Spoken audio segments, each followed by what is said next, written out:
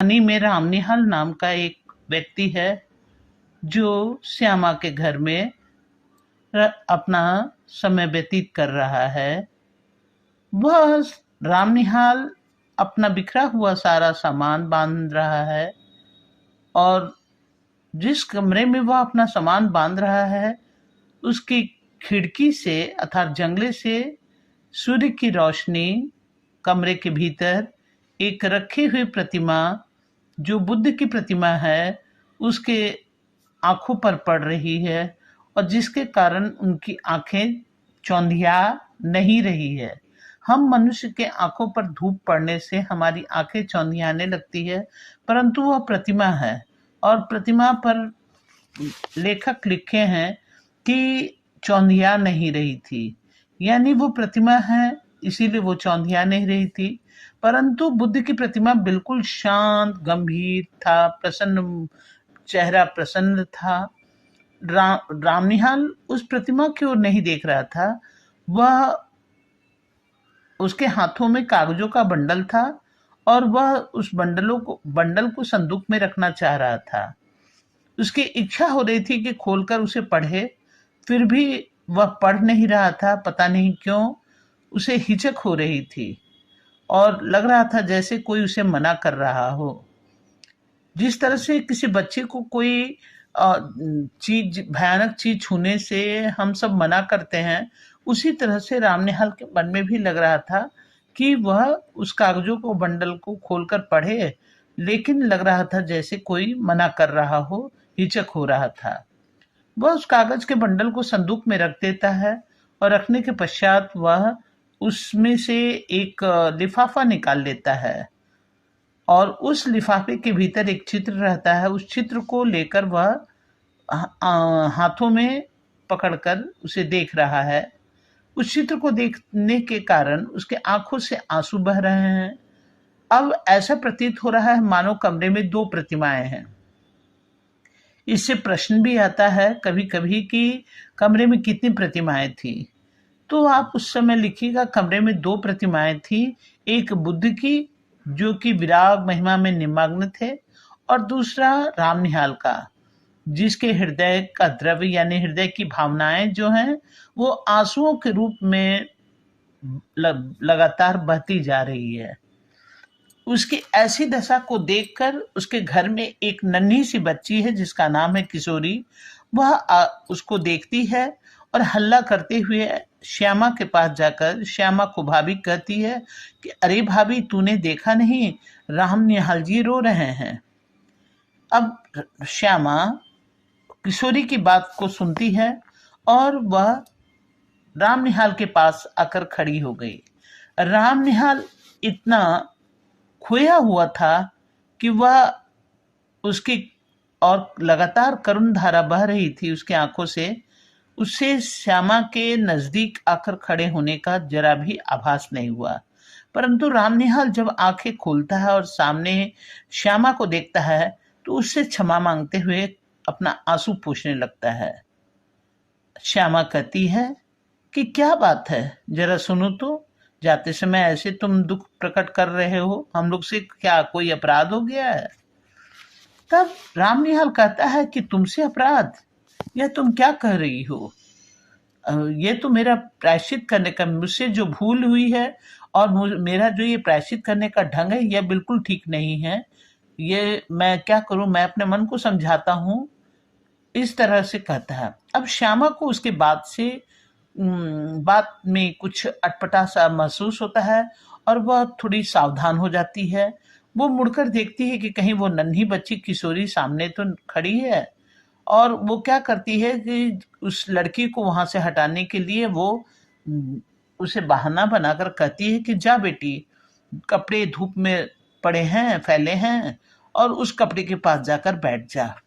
कि वह नन्ही किशोरी चली जाती है और श्यामा उसके नजदीक, रामनिहाल के नजदीक चटाई बिछाकर उसकी बातों को सुनने के लिए बैठ जाती है। अब रामनिहाल श्यामा को देखता है और श्यामा के चरित्र का वर्णन करने लगता है।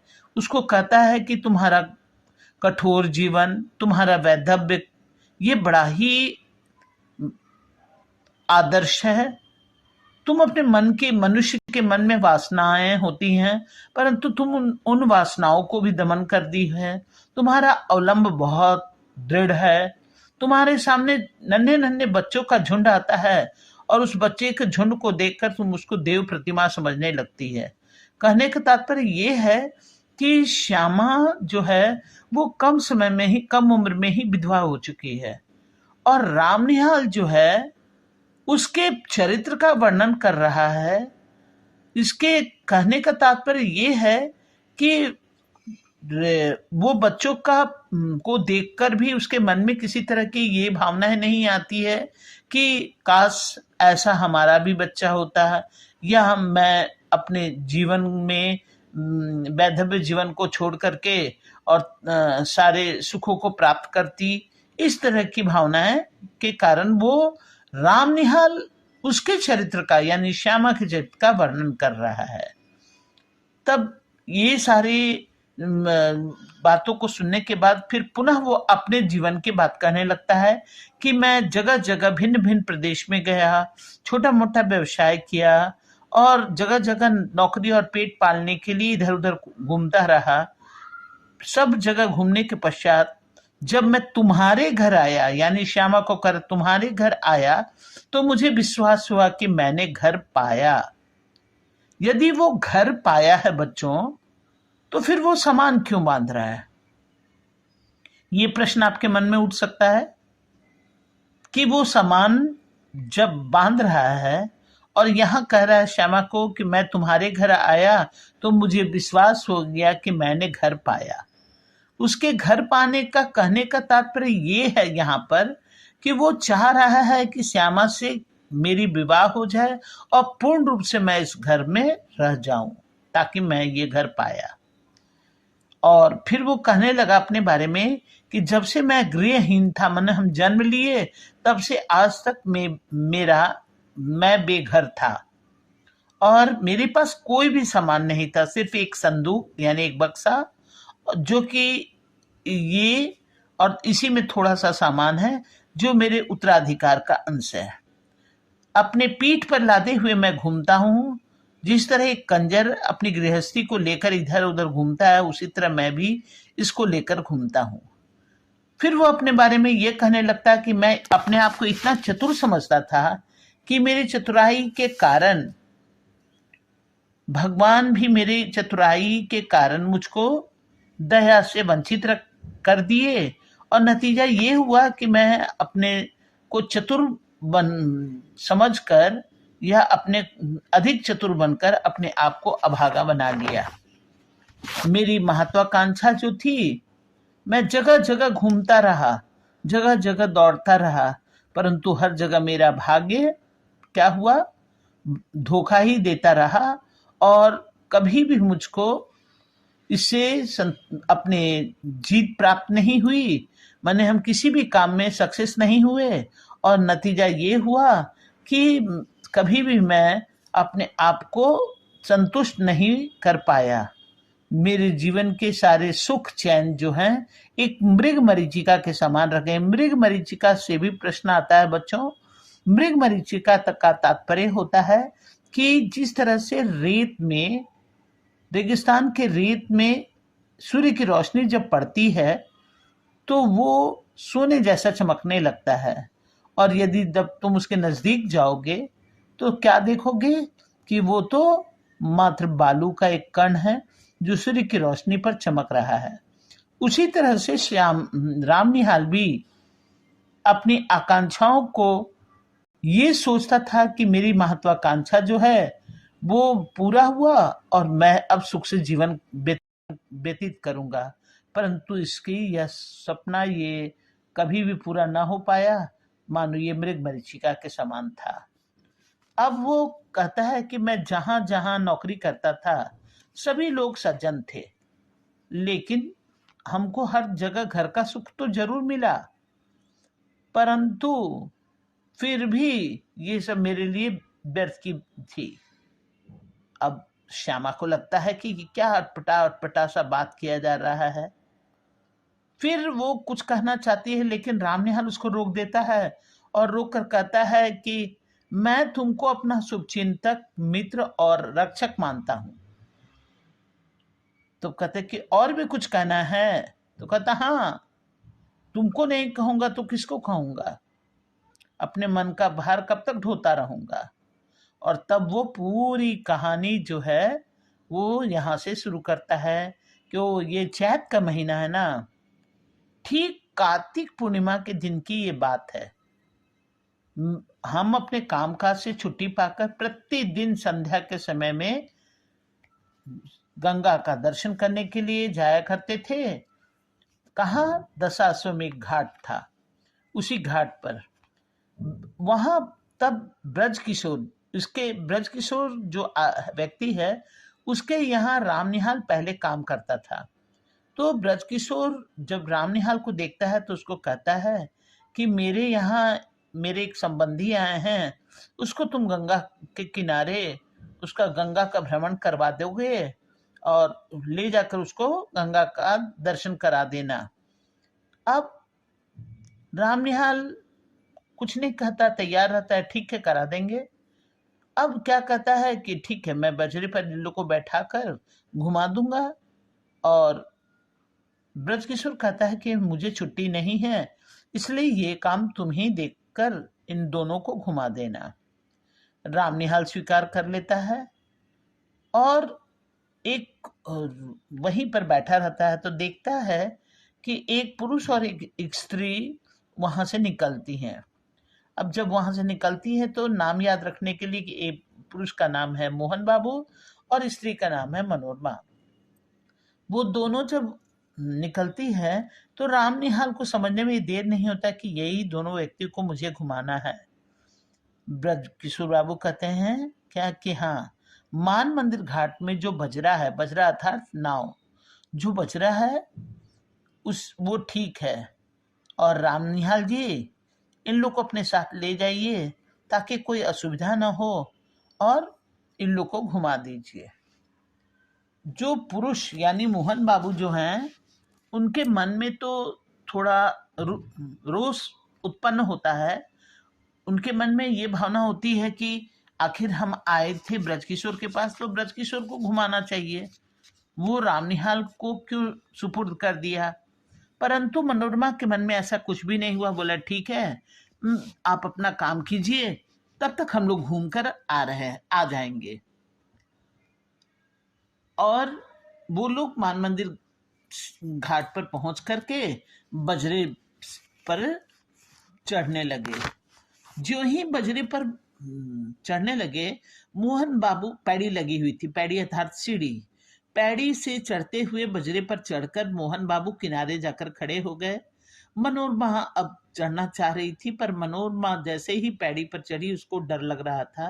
राम निहाल बाबू हाथ पकड़ करके उसको जैसे ही बजरे अर्थात नाव पर चढ़ाए तो वह धीरे से आकर राम निहाल के कान में कहती है कि मेरी पति कुछ कुछ पागल हैं और कुछ कुछ पागल बनाए जा रहे हैं, जरा सावधान रहिएगा, ये नाव की बात है।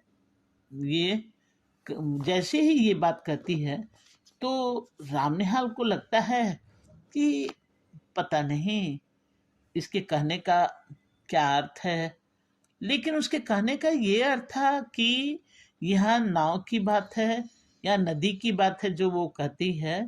उसके कहने का तात्पर्य ये रहता है कि कहीं ऐसा ना हो कि वो खुद ही कूद जाए या किसी को उस नाव में से ढकेल दे, इसीलिए सावधान रहने के लिए वो हिदायत देती है।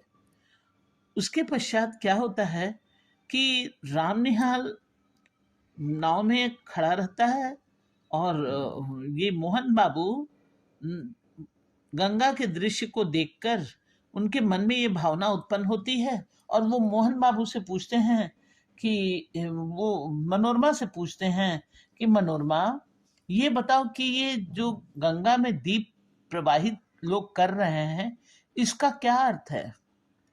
तो वो बेहिचक कहती है कि गंगा की पूजा, और क्या। तो वो तुरंत कहते हैं कि यही तो हमारा और तुम्हारा दोनों के बीच ये मतभेद है। ये गंगा में जो दीप प्रवाहित कर रहे हैं, ये जीवन के लघु दीप को अनंत की धारा में बहा देने का संकेत है। अर्थात जीवन के लघु दीप, जैसे हमारा जीवन है, हमारा जीवन हो सकता है कि 2-4 साल में ही बुझ जाए अर्थात मर जाए, यह हो सकता है कि हम 90 साल तक जीवित रहें। तो जिस तरह से गंगा की धारा में दीप प्रवाहित करने पर दीप तुरंत भी बुझ सकता है या काफी लंबे समय चलने के पश्चात जाकर बुझ सकता है। तो यहाँ मोहन बाबू के कहने का तात्पर्य यह है कि जीवन को लघु दीप की अनंत धारा में प्रवाहित कर देने का ये संकेत है। अब ये बात सुन करके मनोरमा धीरे से उनके कानों में कहती है कि देखा ना आपने। और फिर तुरंत ही वो अपने पति से पूछती है कि अच्छा ये बताइए कि इस बांस पर टंगे हुए, नदी के किनारे बांस 2 खड़े रहते हैं और उसके बीच में बांस के ऊपर में दीप लोग सजाते हैं। तो उनका कहने का, मनोरमा के कहने का अच्छा बताइए तो ये बांस पर जो टंगे हुए दीपक हैं उन्हें आप क्या कहेंगे।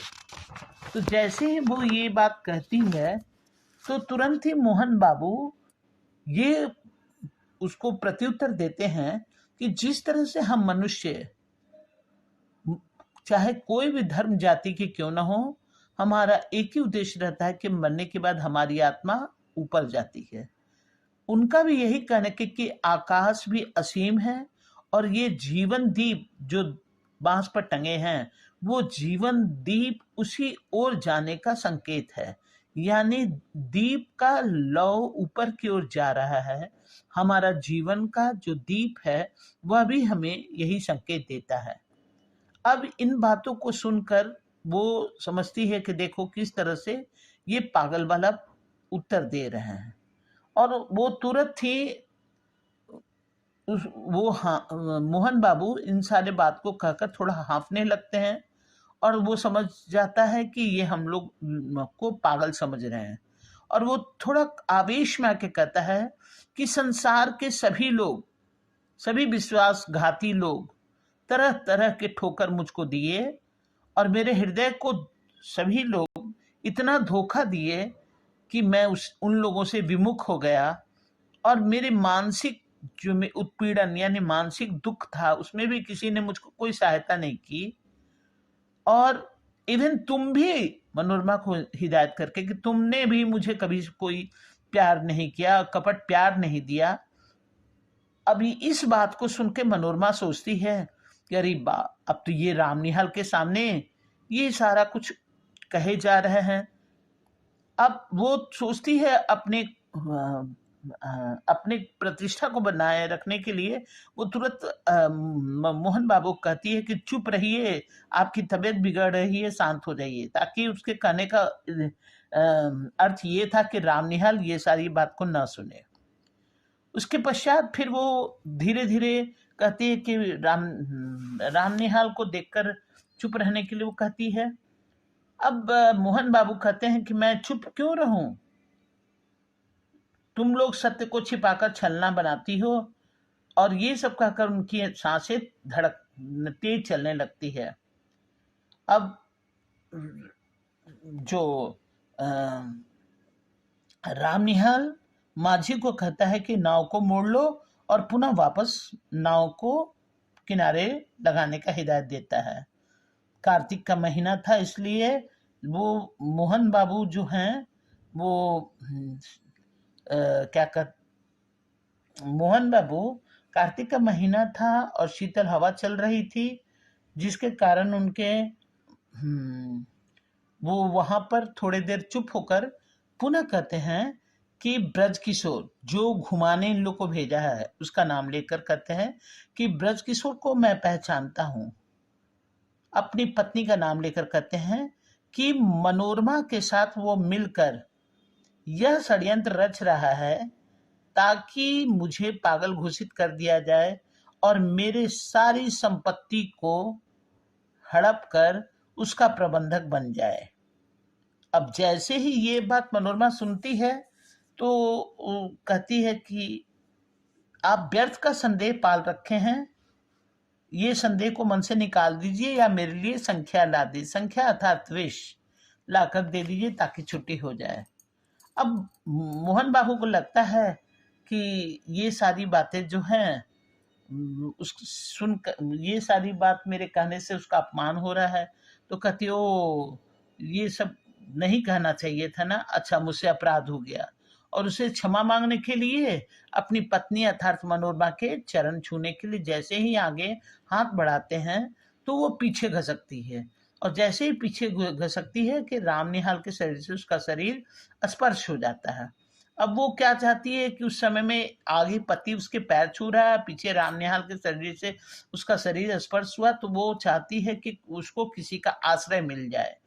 और वो कहती है राम निहाल को कि देख रहे हैं ना, अर्थात वो ये चीज चाहती है कि राम निहाल न देखे न जाने, ये सब चीज देखने की वस्तु नहीं है।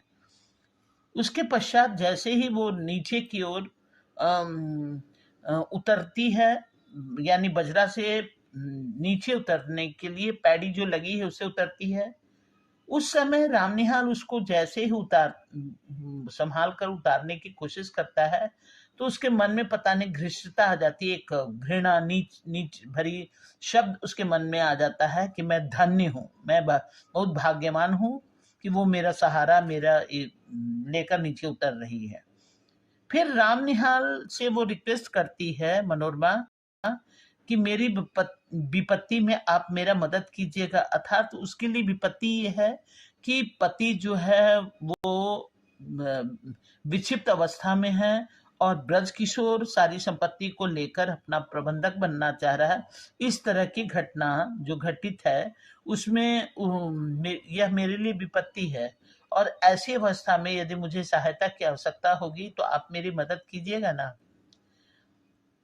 राम निहाल हाँ तो कह देता है, और वो जो चिट्ठियों का बंडल भी है वो भी उसमें वह मदद की ही अपेक्षा रखकर वो चिट्ठी राम निहाल के पास भेजी रहती है। और उसके पश्चात जैसे वो चुप हो जाता है, ये बात कहकर चुप हो जाता है और राम निहाल श्यामा को देखने लगता है कि वो कहती है कि मेरी मदद कीजिएगा ना। तो ये राम निहाल सोचता है कि वो उससे प्यार कर रही है, और तब वो कहती है कि श्यामा को कि तुमको भी संदेह हो रहा है ना, सो ठीक ही है, मुझको भी संदेह हो रहा है कि मनोरमा मुझको क्यों बुला रही है। इसका इंटेंशन है कि वो मुझसे प्यार कर रही है इसलिए मुझको बुला रही है। तब जो बैठकर चटाई पर सुन रही थी श्यामा, वो हंसती है और फिर कहती है क्या कि मनोरमा तुमको प्यार करती है, वह दुष्चरित्रा है ना, और हंसती है और कहती है छी राम निहाल, तुम्हारी कितनी गंदी सोच है। राम निहाल तुमको प्यार नहीं करती है, बल्कि वो तुमसे मदद की अपेक्षा की है। ये तुम हाथ में जो चित्र लिए हो ये किसका है, दिखाओ तो, ये क्या उसी का है। और जैसे ही वो अपने हाथ में लेती है तो वो क्या देखती है कि यह चित्र खुद उसी का है, अर्थात श्यामा का है।